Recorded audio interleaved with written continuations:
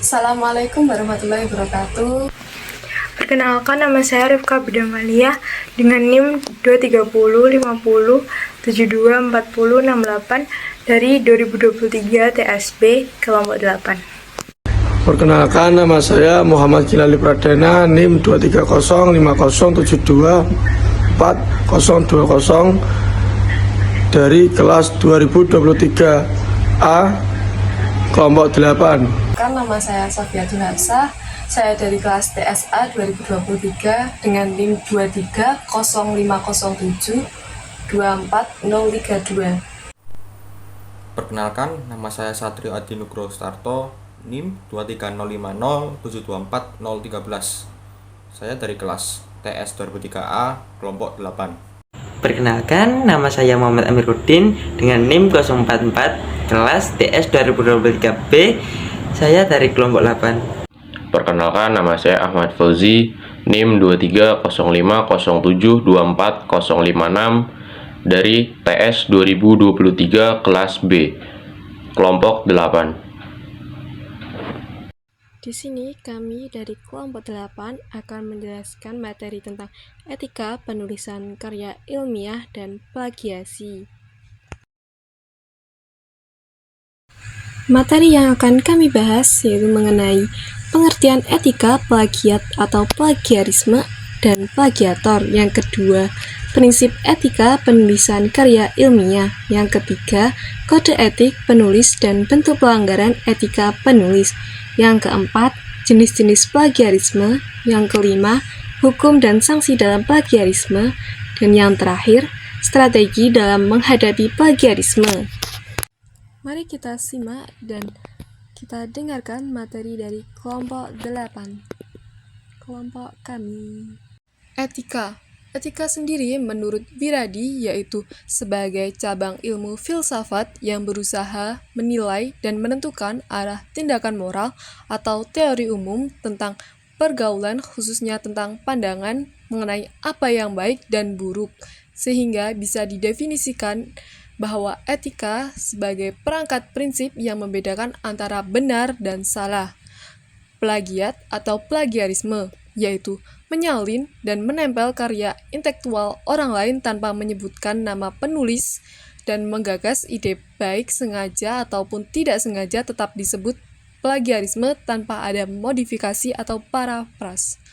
Plagiator sendiri menurut Permendiknas nomor 17 tahun 2010 adalah penjiplakan perorangan atau kelompok yang masing-masing bertindak untuk dirinya sendiri, kelompok atau atas nama instansi. Prinsip etika penulisan karya ilmiah. Dalam prinsip ini terdapat asas penghormatan, yaitu penulis harus menghormati pembaca dan hak orang lain. Menghormati pembaca dapat diterapkan dengan prinsip penata. Prinsip penata yaitu aturan yang harus dipatuhi oleh penulis karya tulis ilmiah. Aturan tersebut ialah asas kejelasan menggunakan kalimat ilmiah, jelas dan tidak ambigu. Berikutnya ada prinsip pengakuan. Prinsip pengakuan mengharuskan penulis untuk mengakui ide milik orang lain yang dipakai di dalam karya ilmiah.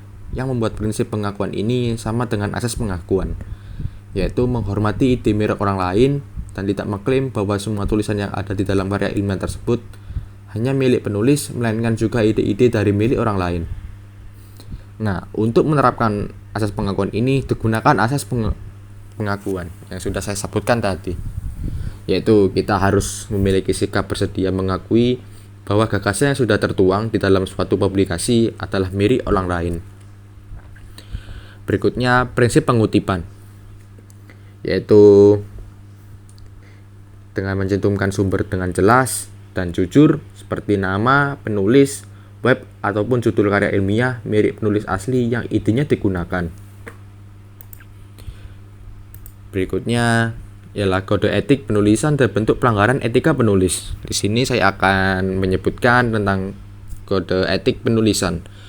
Untuk bentuk pelanggaran ada di slide berikutnya. Kode etik penulis. Yang nomor 1, melahirkan karya orisinil bukan jiplakan. Kedua, menjaga kebenaran dan manfaat serta makna informasi yang disebarkan sehingga tidak menyesatkan. Ketiga, menulis secara cermat, teliti, dan tepat.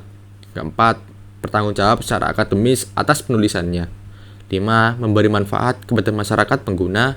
Yang keenam, dalam kaitan dengan berkata ilmiah, menjadi kewajiban bagi penulis untuk mengikuti gaya selingkung yang ditetapkan berkala yang tertuju.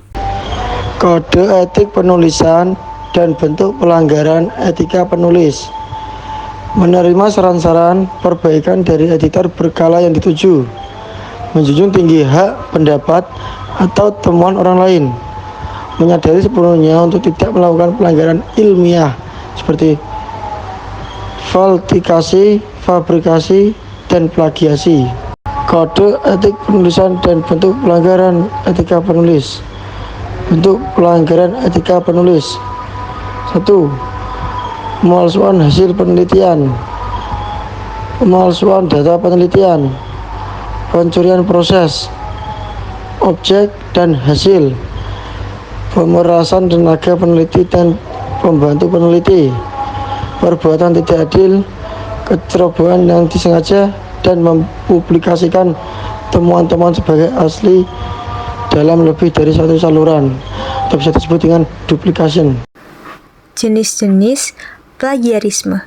Yang pertama, word by plagiarism, penciplakan secara mutlak atau black copy. Yang kedua, word switch plagiarism, mengutip atau mengambil kata. Yang ketiga, style plagiarism, gaya penulisan sama dengan penulis. Yang keempat, metaphor plagiarism, menjiplak bagian karya orang untuk memperjelas makna karya sendiri. Yang kelima, ide plagiarism, mengutip gagasan untuk pemecah suatu masalah. Yang keenam, self-plagiarism, menjiplak sebagian atau seluruh hasil karya sendiri dan mengirimkan ke jurnal untuk dipublikasikan. Selanjutnya, hukum dan sanksi dalam plagiarisme. Permendiknas RI nomor 17 tahun 2010, pencegahan dan penanggulangan plagiat di perguruan tinggi. Yang pertama ada pelaku plagiator, yaitu bab 2 pasal 2. Yang kedua, pencegahan atau pimpinan PTN, yaitu bab 4 pasal 6 atau 3 poin. Yang ketiga, pencegahan atau penyusunan karya ilmiah, yaitu bab 4 pasal 7 poin 1. Yang keempat, penanggulangan, yaitu bab 5 pasal 10 dan 11. Yang kelima, sanksi, yaitu bab 4 pasal 12 dan 13. Macam-macam sanksi. Sanksi diberikan kepada mahasiswa, dosen, pemimpin PTN. Sanksi bagi mahasiswa dan dosen terdapat sanksi ringan dan sanksi berat. Sanksi ringan berupa teguran, peringatan tertulis, sedangkan sanksi berat berupa pemberhentian tidak hormat dari status, pembatalan ijazah, dan pemimpin PTN berupa teguran, peringatan tertulis, pernyataan pemerintah bahwa yang bersangkutan tidak berwenang melakukan tindakan hukum dalam bidang akademik. Strategi menghindari plagiarisme. Berdasarkan pendapat Wibowo, untuk menghindari terjadinya plagiarisme dapat dilakukan tindakan pencegahan, yaitu yang pertama, menghargai karya orang lain. Yang kedua, melakukan parafrase. Yang ketiga, menggunakan bantuan teknologi seperti Turnitin yang bisa mendeteksi plagiarisme. Yang keempat, bertanya untuk mendapatkan pengarahan. Kesimpulan 1. Penjiplakan, plagiarisme merupakan kegiatan mengambil atau menjadikan ide-ide atau kata-kata orang lain menjadi milik sendiri tanpa menyebutkan sumbernya. Sedangkan definisi Kamus Besar Bahasa Indonesia diartikan sebagai tindakan atau perbuatan yang mengambil, menyalin, menduplikasi, dan sebagainya karya orang lain dan menjadikannya karya sendiri tanpa sepengetahuan atau izin sang pemiliknya. 2. Banyak sekali contoh dari tindakan penjiplakan. Salah satunya yaitu menggunakan atau mengambil teks, data atau gagasan orang lain tanpa memberikan pengakuan terhadap sumber secara benar dan lengkap. 3. Banyak cara yang dapat kita lakukan dalam menghindari tindakan plagiarisme. Salah satunya yaitu dengan membiasakan diri untuk menulis setiap hari dengan mematuhi etika karya ilmiah. Sekian presentasi dari kami. Kami dari kelompok 8 segenap mengucapkan terima kasih dan maaf bila presentasi kami banyak kurangnya. Wassalamualaikum warahmatullahi wabarakatuh.